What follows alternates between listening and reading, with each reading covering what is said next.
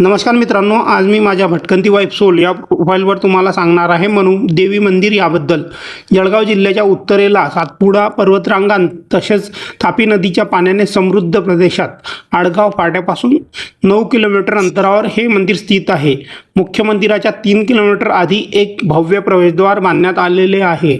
तिथून मुख्य मंदिरापर्यंतचा रस्ता दुतर्फा सुंदर अशा वनराईने सुशोभित असून पावसाळ्यात ह्याच रस्त्यावरून कित्येक ठिकाणी वाहणाऱ्या मनमोहक जलप्रवाहांचा भाविक आपल्याला आनंद घेताना दिसून येतात। मंदिरासमोर सुमारे 150 फूट उंचीचा धबधबा आहे, जो पावसाळ्यात प्रवाहित असतो।